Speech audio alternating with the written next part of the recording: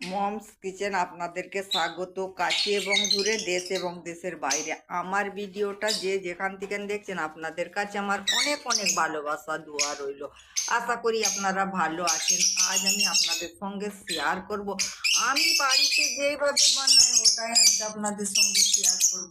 আজ আমি আপনাদের সঙ্গে শেয়ার করব আদা রসুন ছাড়া সামান্য উপকরণ দিয়ে আজ আমি আপনাদের সঙ্গে শেয়ার করব কুমড়ো ডিমের রেসিপি। আপনারা আমার সাথে থাকুন, দেখতে থাকুন। আমি গ্যাসটা অন করে একটা কড়াই বসিয়ে দিয়েছি। কড়াইটা গরম হয়ে গিয়েছে, একটু তেল দিয়ে দিয়েছি, সর্ষের তেল।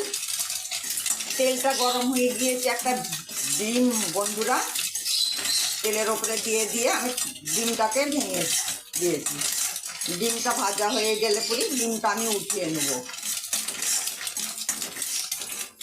ডিমটা আমার ভাজা হয়ে গিয়েছে বন্ধুরা, ডিমটা এবার আমি উঠিয়ে নিচ্ছি। ডিমটা আমার ভাজা হয়ে গিয়েছে বন্ধুরা, ডিমটা আমি উঠিয়ে নিয়েছি।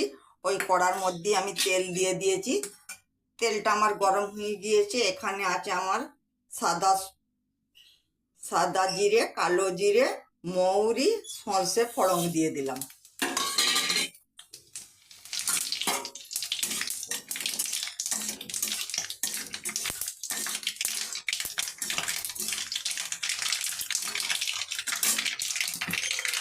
আর এখানে আমি কুমড়ো ভালো করে কুটা বাটা করে দিয়ে রেখেছি।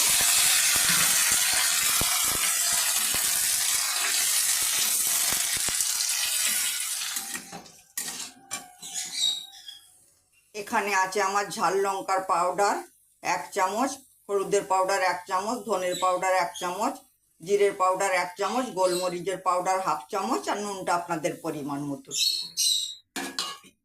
ঝালটা আপনাদের যেমন খাবেন সেই বুঝে ঝালটা দিয়ে দিবেন। এই মশলাটা আমি 2 মিনিট কষিয়ে নেব। আমি সামান্য মশলা দিয়ে, আদা রসুন ছাড়া সামান্য মশলা দিয়ে কুমড়ো ডিমের রেসিপিটা বানাচ্ছি।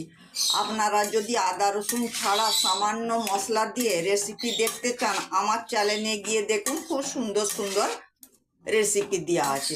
মশলা খাওয়াটা তো সবসময় আমাদের শরীরের জন্য ঠিক নয় বন্ধুরা। মশলা যত কম খাবেন তত শরীর ভালো থাকবে। আপনারা চেষ্টা করবেন যাতে মশলাটা কম খাওয়া হয়। আজ আমি আপনাদের সঙ্গে শেয়ার করব কুমড়ো ডিমের রেসিপি। আদা রসুন ছাড়া সামান্য উপকরণ দিয়ে এই রেসিপিটা বানাবো। এটা আপনারা ভাত, রুটি, পরাটা সব কিছু দিয়েই খেতে পারবেন। আমি 2 মিনিট কষিয়ে নেব।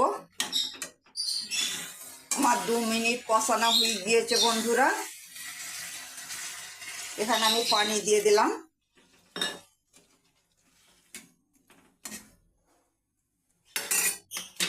ডিমটা যে আমি ভেজে রেখেছিলাম আমি পানি দিয়ে দিয়েছি বন্ধুরা, ডিমটাও দিয়ে দিয়েছি। এবার আমি 2 মিনিটের জন্য রেখে দিলাম। আপনারাও বাড়িতে আদা রসুন ছাড়া সামান্য উপকরণ দিয়ে এইভাবে রান্না করবেন, আশা করি ভালো লাগবে। আমি 2 মিনিটের জন্য ঢেকে দিয়েছিলাম বন্ধুরা। 2 মিনিট হয়ে গিয়েছে। এই তো এই রকম হয়েছে, একটু বসা বসা মতন। এটা রুটি দিয়ে খেতে হবে বন্ধুরা। আমার কুমড়ো ডিমের রেসিপি পুরো রেডি। কুমড়ো ডিমের রেসিপি পুরো রেডি। আমার ভিডিওটা ভালো লাগলে বন্ধুরা আমাকে লাইক, কমেন্ট, শেয়ার করবেন। আর আমার চ্যানেলটা আপনারা সাবস্ক্রাইব করে দেবেন। তাতে আমার নতুন নতুন রেসিপিগুলো সহজেই আপনাদের কাছে পৌঁছে যাবে। আর আপনাদের কাছে আমার অনেক অনেক ভালোবাসা দোয়া রইল। আপনারা ভালো থাকবেন, সুস্থ থাকবেন। আল্লাহ হাফেজ।